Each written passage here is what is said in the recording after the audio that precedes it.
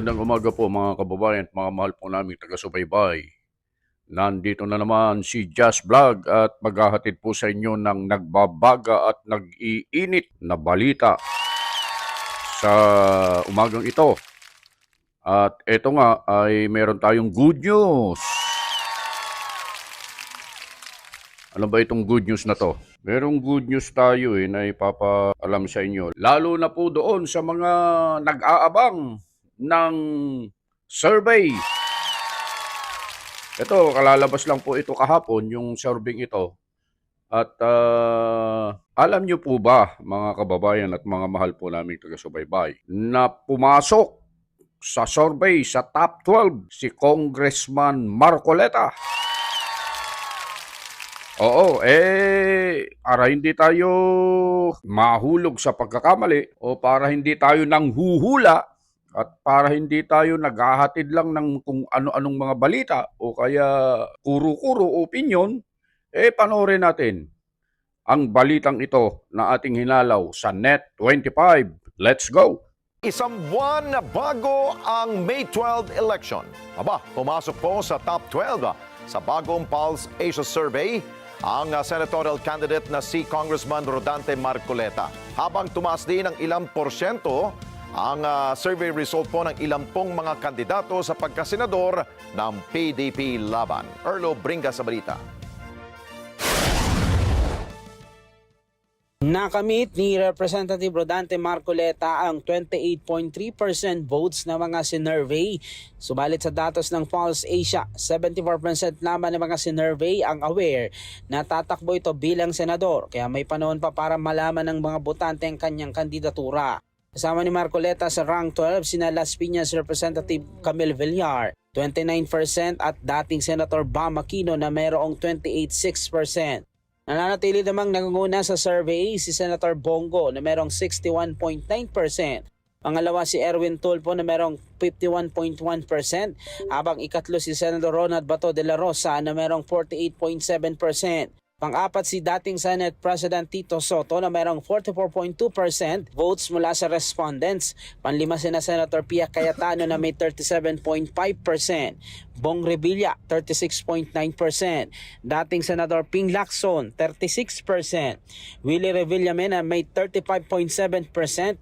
Ben Tulfo, 35.4% at Makati City Mayor Abby Binay na merong 35.3%.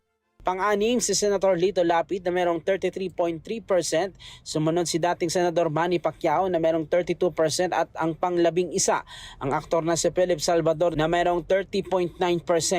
Ang survey ay sinagawa noong March 23 hanggang 29 sa 2,400 na respondents na merong margin of error na positive-negative 2% ng national level.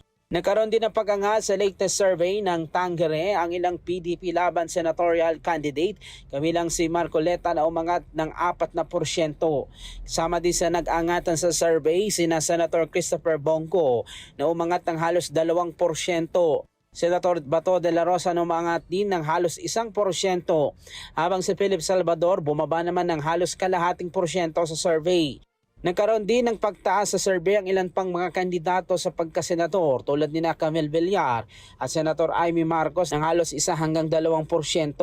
Sumadsad naman ang iba pang senatorial candidate at halos ilang porsyento din ang kanilang ibinaba sa survey.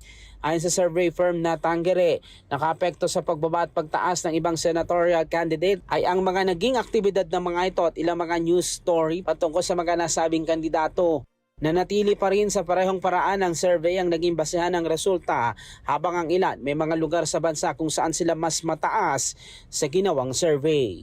Epekto po noon. So maybe this is not the right time to make jokes, particularly where kulang na lang po isang buwan mag-election na po.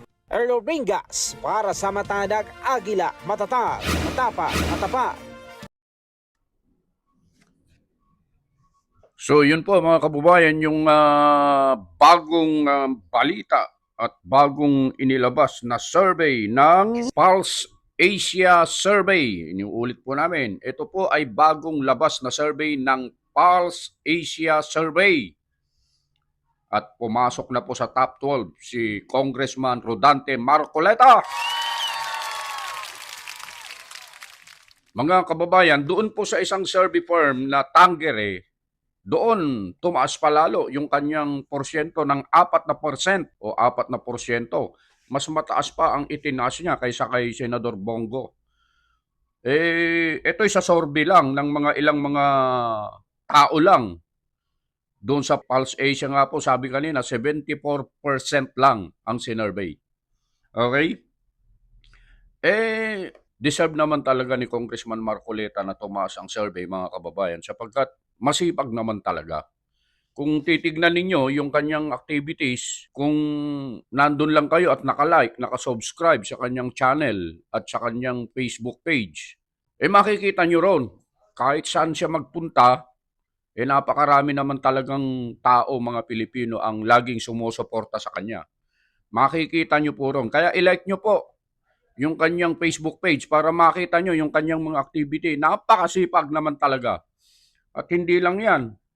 Sabi nga, kulang ang pondo sa pangangampanya. No problem. Bakit? Ang daming mga Pilipino ang nangangampanya para sa kanya sa iba't ibang panig ng Pilipinas. Talagang aangat. Isang buwan pa po. Isang buwan na lang. Marami pa po ang pwedeng mangyari. At ito po ay, sa pagkakataong ito ay sasagutin na rin po namin, sasamantalahin po nating sagutin yung sinasabi, bakit ninyo ikinakampanya si Congressman Marcoleta bilang senador? Yan ay tanong sa amin, sa loob ng Iglesia ni Cristo. Bakit nga ba? Ito po ang sagot namin. Ako sarili kong palagay po ito. Wala pong kinalaman po rito ang Iglesia ni Cristo. Ito ay sarili kong pananaw at sarili kong opinyon. Una, si Congressman Marcoleta po ay kaanib sa Iglesia ni Cristo. Pangalawa, si Congressman Marcoleta po ay nagpaalam sa pamamahala at siya po ay pinahintulutan na tumakbo bilang senador. Pangatlo, si Congressman Marcoleta po ay ipinopromote na, pinapopromote po sa amin. Kaya marapat lamang na aming ikampanya sapagkat ito po ay pagpapasakop sa pasya ng pamamahala. Maintindihan niyo po yon. Kaya yung mga nagsasabi dyan na pagka may mga nakikita kayong comment dyan na ako po ay kaanib sa Iglesia ni Cristo pero hindi po ako sang-ayon sa o hindi ko iboboto yan hindi po totoong kaanib sa Iglesia ni Cristo yun. Nagpapanggap lang po na kaanib sa Iglesia ni Cristo yung mga ganong klase ng attitude o ganong klase ng mga salita. Ang tunay na Iglesia ni Cristo po ay nakahanda na magpasakop sa pasya po ng pamamahala. Yun ang tunay na Iglesia ni Cristo. Okay, kaya yun ang dahilan kung bakit namin ikinakampanya si Congressman Marcoleta sapagkat siya po ay pinahintulutan, pinayagan ng pamamahala na tumakbo bilang senador. Okay? At yan po ay pagkakaisaan po namin. Sigurado po yan. Pagkakaisaan po namin na iboto sa loob ng Iglesia ni Cristo si Congressman Marcoleta. Kaya ngayon pa lang ay nakikita na natin na panalo na si Congressman Marcoleta. Pakanaman natin mga kapatid. Okay? Matutuwa dito yung mga kapatid na kasama namin na laging nagko-content ng tungkol kay Congressman Marcoleta. At saka yung mga iba pa, nakita naman natin, yung ibang mga senatorial candidate. Yung iba namamalagi po sa ganong posisyon sa survey, lalo na si Senador Bongo, Senador Bato, Erwin Tulfo, Tito Soto, at saka yung iba pa na binanggit kanina. Okay, congratulations po sa inyong lahat mga sir, mga ma'am. At malalaman pa po natin sa mga susunod pang pagkakataon yung pagbabago pa. Makikita po natin yan at i-update po namin kayo. Hanggang dito na lamang po ang aming maibabahagi sa umagang ito mga kababayan at mga mahal po namin taga-subaybay.